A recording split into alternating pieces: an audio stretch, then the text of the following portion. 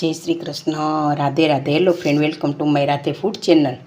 તો ફ્રેન્ડ્સ, આવો મારા કિચનમાં. આજે હું બનાવીશ ઘઉંના લોટના શક્કરપારા, અને એ પણ ગોળવાળા. તો ચાલો રેસીપી જો મારા કિચનમાં. તો અહીં મેં સૌ પ્રથમ આ 4 વાટકી છે એ ઘઉંનો ઝીણો લોટ લીધેલો છે, જે આપણે રોટલીમાં યુઝ કરીએ છીએ તે. એની સામે આ 1/4 પ્રમાણ રાખવાનું છે, એટલે 1 વાટકી છે આપણે રવો ઉમેરીશું. હવે ફ્રેન્ડ્સ, ક્રિસ્પી કરવા માટે રવો ઉપયોગમાં આવે છે. હવે આપણા શક્કરપારા એકદમ ક્રિસ્પી બને તે માટે આપણે તેલ પણ મુઠ્ઠી પર નાખવું પડશે. એટલે મૂણ આપણે જેમ બને તેમ વધારે નાખીશું તો આપણા શક્કરપારા બહુ મસ્ત બનશે. તો અહીં આપણે 3 સ્પૂન જેટલું ઓઇલ પણ એડ કરેલ છે. અને હવે આપણે ગોળવાળા કરવાના છે, તો અહીંયા મેં 3 સ્પૂન ગોળ લીધેલ છે. એટલું પાણી નાખી અને ફ્રેન્ડ્સ આપણે ગોળને ઉગાડીશું. અહીંયા દેશી ગોળ લીધેલ છે એટલે ગાળવાની નહીં જરૂર પડે, ફક્ત આ રીતે આપણે હલાવીશું એટલે એકરસ હમણાં થઈ જશે ફ્રેન્ડ્સ. તો ફ્રેન્ડ્સ, અહીં આપણે જોયું કે ગોળનું સરસ મજાનું આપણે પાણી બનાવી લીધું છે. હવે આ પાણીથી જ આપણે લોટ બાંધીશું. હવે કોઈ પણ ફ્રેન્ડ્સ સ્વીટી આઈટમ હોય તો એમાં થોડું મગ જેટલું સોલ્ટ નાખવાથી વધારે ટેસ્ટી બને છે. તો આપણે પણ અહીંયા એટલું સોલ્ટ ઉમેરીશું. હવે ફ્રેન્ડ્સ, આપણે હવે આ લોટને થોડું એકરસ કરીશું, મતલબ કે બધા લોટમાં તેલ એડ થઈ જાય એ રીતે આપણે પ્રોસેસ કરીશું. એકદમ ખસ્તા ક્રિસ્પી, અંદરથી પોચા, ઉંમરવાળા ખાઈ શકે તેવા અને સરસ મજાના બનાવીશું. ઠાકોરજી માટે પણ ફ્રેન્ડ્સ ઉપયોગમાં લઈ શકાય.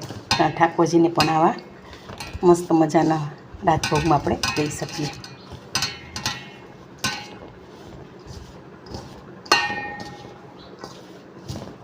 તો અહીંયા આપણું તેલ એકદમ સરસ લોટમાં એડ થઈ ગયું છે.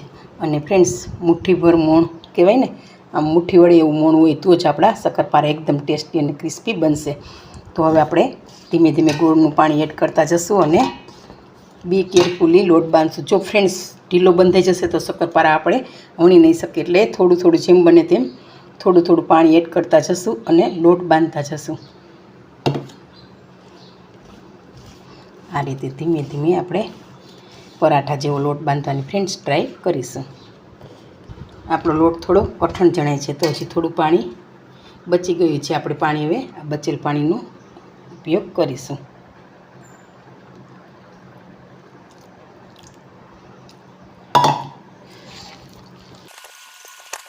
એટલે આ ટાઈપનું આપણું સ્ટ્રક્ચર હોવું જોઈએ. હવે થોડું આપણે તેલ નાખીને મસળીશું.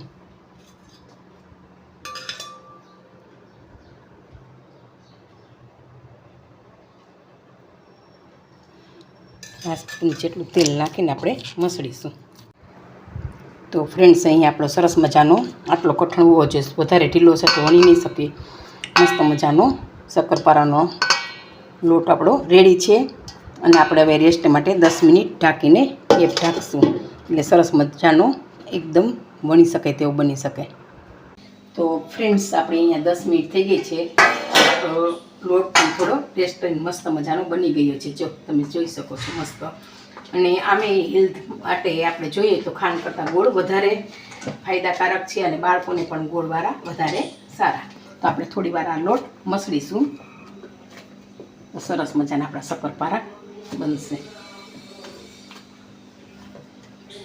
તો ફ્રેન્ડ, એક કડાઈમાં આપણે મીડિયમ ફ્લેમ પર આ રીતે તેલ પણ ગરમ કરવા મૂકીશું અને આ લોટ આ રીતે સરસ મજાનું મસળીશું. તમે જુઓ સરસ મજાનું થઈ ગયું છે. હવે એક મોટું લોયું બનાવશું, કારણ કે શક્કરપારા થોડા જાડા હોય છે પ્રમાણમાં. અને ફ્રેન્ડ, કદાચ ગોળ હિસાબે પાટલા પર ચોટે તો થોડું તેલ પણ તમે લગાવી શકો છો. અને વેલણ પણ જેમ બને એમ જાડું હોય તો વજન દેવામાં સરખું રહે છે, એટલે મેં વેલણ પણ જાડું યુઝ કરેલ છે.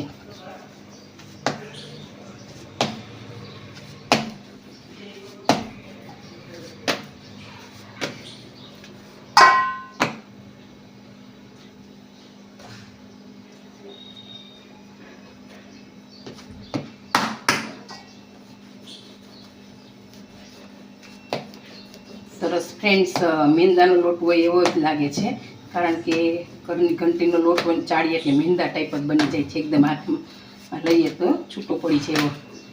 એટલે સરસ મજાના આપણા શક્કરપારા પણ થિકનેસવાળા બનાવીશું થોડા.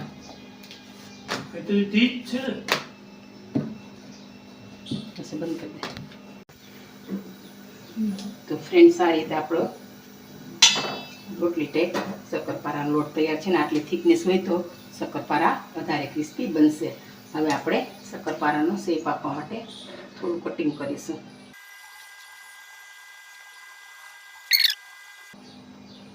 ફ્રેન્ડ્સ, આપણું તેલ પણ આપણે ચેક કરીશું આવ્યું છે કે નહીં.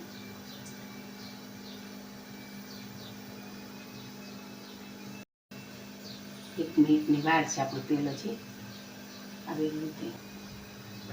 ફ્રેન્ડ્સ, તો અહીં આપણું તેલ પણ આવી ગયું છે અને આ શક્કરપારા આપણે એડ કરીશું. થોડી મીડિયમ ફ્લેમ રાખશું. હવે આપણે ગેસની ફ્લેમ થોડી ફૂલ કરીશું. ફ્રેન્ડ્સ,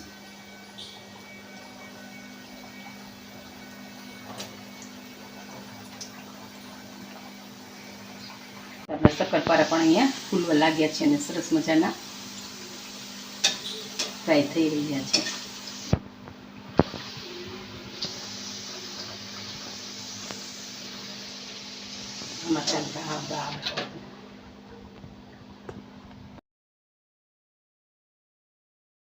આ રીતે આપણે બીજી પણ આ શક્કરપારા લોટની રોટલી વણીશું.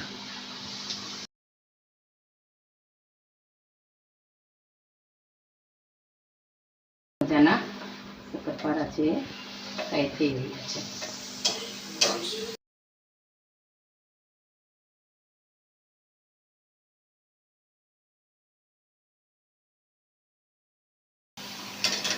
તો ફ્રેન્ડ્સ, હવે આપણા અહીંયા ફ્રાય થવાની તૈયારીમાં છે. સરસ મજાના ફૂલી ગયા છે. કંદોઈ નીચે નીચે તમે જોઈ શકો છો. ફ્રેન્ડ્સ,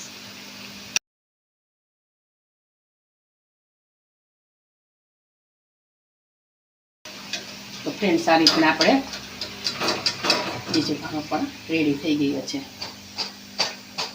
આ રીતના જો ખકડે છે, સરસ મજાના ક્રિસ્પી બન્યા છે.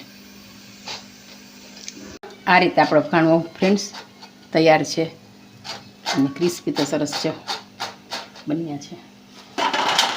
હવે ઠંડા થશે એટલે આપણે સર્વિંગ પ્લેટમાં નાખીશું. તો ફ્રેન્ડ્સ, આ રીતે અહીંયા બધા જ શક્કરપારા આપણા રેડી થઈ ગયા છે. હવે સર્વિંગ પ્લેટમાં નાખીએ.